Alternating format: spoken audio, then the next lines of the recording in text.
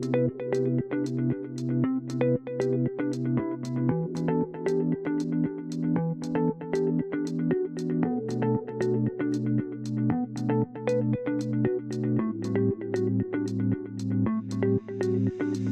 back to the Deep Dive. Today we're tackling something, well, pretty critical if you're running a business, especially in the digital space. That threat when an employee, maybe a key one, leaves. Right, and they don't just leave, they take your know-how, your secret sauce, and bam, start a competing company. Exactly. And figuring out the legal fight back, it's often seen as moving on, like a double track. Two main paths. Okay, so you've got two routes, protecting what's yours, the trade secrets. That's track one, yeah. Industrial property protection, it's the stronger one. And track two, the fallback. That's using unfair competition laws, a bit more general. Got it.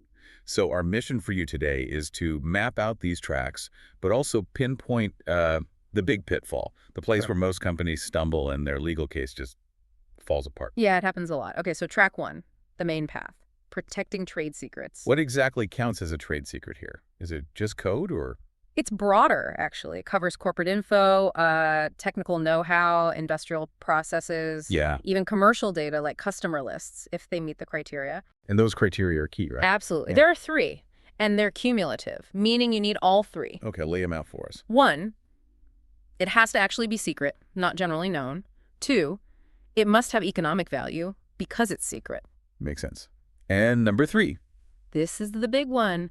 You have to prove you took reasonable measures to keep it secret. Ah, so it's not enough for the info to be valuable and secret. Yeah. You need to act like it was. Precisely. And that third point, proving you had adequate protection measures in place, that's where honestly most cases fail. Why? What do companies get wrong? Well, judges look at the situation right around when the employee left, and they see things like employees regularly taking laptops or USB drives home without much oversight, or maybe accessing really sensitive R&D data didn't require any extra logins, beyond the basic network access. So lack security, basically. Exactly. Even just poor cybersecurity training can be enough for a judge to say, nope, you weren't taking reasonable steps. Wow.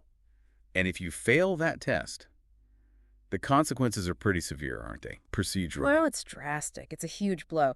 If the judge decides it doesn't qualify as a trade secret because you didn't protect it properly, then any evidence you gathered using special urgent legal tools, things like court-ordered inspections, what's sometimes called a descrizione, it gets thrown out, declared unusable. Because those powerful tools are specifically for protecting industrial property rights, like trade secrets. Oof. So your best evidence just vanishes if you didn't have your security house in order beforehand. Instantly. Your strongest weapon is gone. Okay, so if track one fails, if it's not a trade secret, what's left? You mentioned track two. Right. You fall back to the general law on unfair competition. This covers acts that go against professional fairness. But how did that work with employee skills? I mean, people learn on the job. That's the crucial limitation. Unfair competition law cannot be used to stop someone from using the normal skills and experience they gained while working for you. So you can't sue them just for being competent and leaving. Exactly right. To win under this track, you need to show something more. You have to prove they took an organized and structured complex of cognitive data. Okay, what does that mean in plain English? It means they didn't just take general knowledge, they took a whole system, a specific structured set of information that gives them a competitive advantage beyond their personal skills, like a whole documented process or a uniquely compiled database. Gotcha. But here's the kicker, I assume. Even if you can prove they took this structured complex, you still lost that evidence from the descrizione back in track one, right? Right. Because you failed the trade secret test. Painfully, yes. That evidence is gone. So even if their actions might qualify as unfair competition, you're hamstrung. You have to find completely different proof, often after the fact, which is much, much harder. So the lesson really seems to be about locking the barn door before the horse bolts. Absolutely. Connecting it all together, especially now in this digital age. Prevention isn't just like a good idea. It's basically an essential legal prerequisite if you ever want to take effective action later. It's not just about preventing the theft. It's about enabling the prosecution if that happens. You need that documented proof of protection.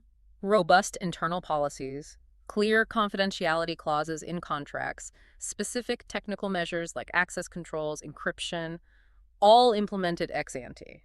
before anything goes wrong. That groundwork is what makes those urgent legal actions like the discretion actually work for you. Without it, you're going into the fight with one hand tied behind your back. So wrapping this up, the key takeaway is clear. Proactive, documented prevention is non-negotiable for protecting your know-how legally.